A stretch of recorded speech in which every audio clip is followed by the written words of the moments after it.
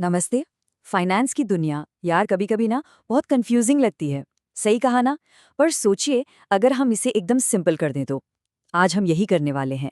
Personal finance के जो basics हैं उनको समझेंगे और सिर्फ पैसे बचाने से आगे कैसे बढ़ना है, मतलब असली वेल्थ कैसे बनानी है, उस सफर पर निकलेंगे। तो चलिए शुरू करते हैं।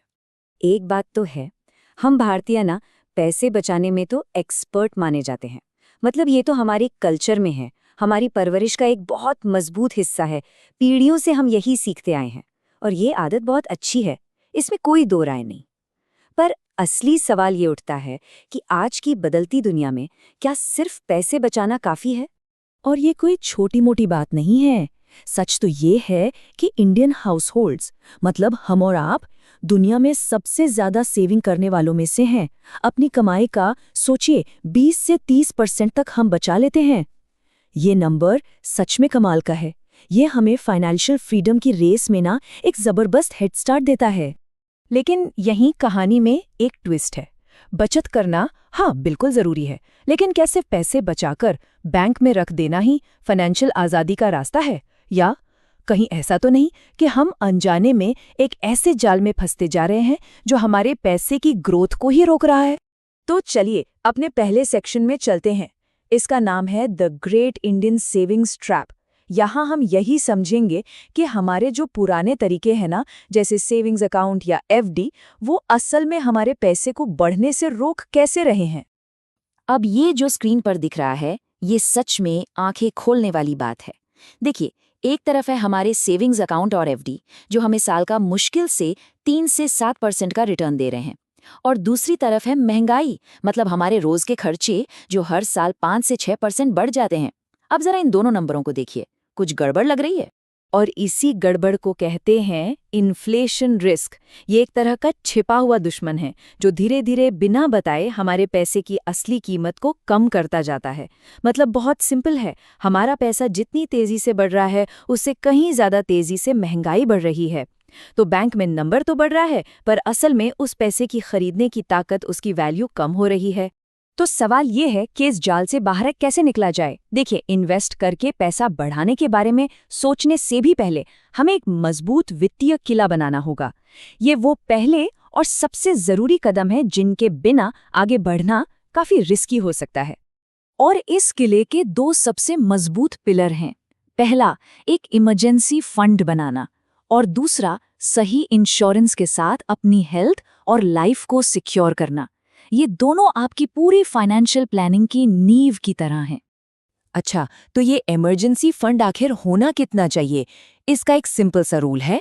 आपके 6 से 12 महीने के जो भी जरूरी खर्चे हैं ना, बस उतना पैसा एक अलग अकाउंट में होना चाहिए जहां से उसे आसानी से निकाला जा सके। और एक बात याद रहे, ये पैसा अचानक नौकरी जाने या मेडिकल इमरजेंसी जैसी मुश्किलों के लिए है, छुट्टियां प्लान करने के लिए नहीं। और अब आता है पर्सनल फाइनेंस का सबसे बड़ा गोल्डन रूल। इस बात को हमेशा के लिए दिमाग में बिठा लीजिए। इंश्योरेंस और इन्वेस्टमेंट, ये दो बिल्कुल अलग अलग चीजें हैं। इंश्योरेंस का एक ही काम है प्रोटेक्शन देना, रिटर्न देना नहीं। इन दोनों को कभी भी मिक्स नहीं करना है। शुरू में दो तरह के इंश्योरेंस सबसे ज्यादा जरूरी हैं। पहला है हेल्थ इंश्योरेंस। जिस हिसाब से मेडिकल के खर्चे बढ़ रहे हैं, कम से कम 10 लाख का कवर तो होना ही चाहिए। दूसरा है टर्म इंश्योरेंस। ये आपकी सालाना कमाई का कम से कम 10 से 15 गुना होना चाहिए, ताकि अगर कल को कुछ हो जाए तो परिवार फाइनेंशियली सेफ रहे। तो चलिए, एक बार जब आपका किला मजबूत हो गया, अब वक्त है अपने पैसे को काम पर लगाने का।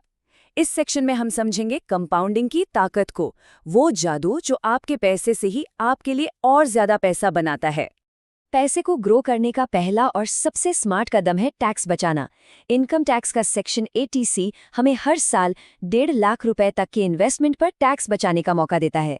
इसे आप एक तरह से सरकार की तरफ से मिला बोनस समझ सकते हैं। अब 80C में दो ऑप्शन सबसे पॉपुलर हैं। एक है पीपीएफ और दूसरा ईएलएसएस। पीपीएफ एक सरकारी स्कीम है, मतलब जीरो रिस्क, रिटर्न फिक्स्ड है, लेकिन पैसा 15 साल के लिए लॉक हो जाता है। दूसरी तरफ है ईएलएसएस। ये एक म्यूचुअल फंड है जो मार्केट से जुड़ा है, तो रिस्क ज्यादा है, लेकिन इसका लॉक इन सिर्फ 3 साल का है और इसमें रिटर्न 12-15% या उससे भी ज्यादा मिल सकता है। अब मिलते हैं आज के जमाने के रेकरिंग डिपॉजिट से।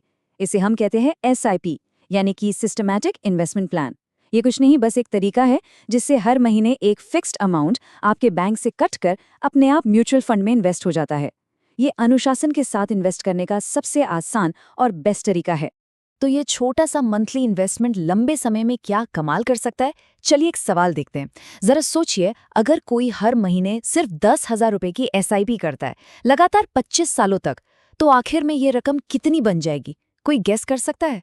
तो जो अमाउंट बनेगा वो शायद आपको हैरान कर दे। वो बनेगा 1,89,00,000 रुपए। जी हाँ, 1.89 करोड़, बिल्कुल सही सुना। इन 25 सालों में कुल इन्वेस्टमेंट कितना हुआ? सिर्फ 30 लाख, लेकिन कंपाउंडिंग की पावर ने उसे लगभग 2 करोड़ रुपए बना दिया। यही है लंबे समय तक इन्वेस्टेड रहने का जादू। तो SIP का सीक्रेट क्या है? इसका सीक्रेट है रुपी कॉस्ट एवरेजिंग। होता क्या है कि जब मार्केट नीचे होता है तो आपके पैसे से ज्यादा यूनिट्स खरीदी जाती हैं, और जब मार्केट ऊपर होता है तो कम। इससे मार्केट को टाइम करने की टेंशन ही खत्म हो जाती है और लंबे समय में आपकी खरीदने की कॉस्ट एवरेज आउट हो जाती है। ठीक है, तो हमने काफी कुछ समझ लिया है। अब वक्त है इस सारी जानकारी को एक सिंपल एक्शन लेने वाले प्लान में बदलने का। ये होंगे फाइनेंशियल फ्रीडम की तरफ हमारे पहले कदम। तो चलिए, अब तक जो भी हमने बात की है उसे एक बहुत ही सिंपल 4 स्टेप के एक्शन प्लान में देख लेते हैं। स्टेप 1, अपना इमरजेंसी फंड बनाइए। स्टेप 2, सही हेल्थ और टर्म इंश्योरेंस लीजिए। स्टेप 3, टैक्स बचाने के लिए ATC का पूरा इस्तेमाल कीजिए। और स्टेप 4, एक SIP शुरू कीजिए, चाहे वो कितनी भी छोटी क्यों ना हो। सबसे जरूरी है शुरुआत करना। एक बात हमेशा याद रखनी है, फाइनेंशियल फ्रीडम कोई मंजिल नहीं है, ये एक सफर है। और हर बड़ा सफर एक छोटे पहले कदम से ही शुरू होता है, वो कदम जो आज लिया जाता है। तो सवाल ये है कि वो पहला कदम आज उठाने की तैयारी है?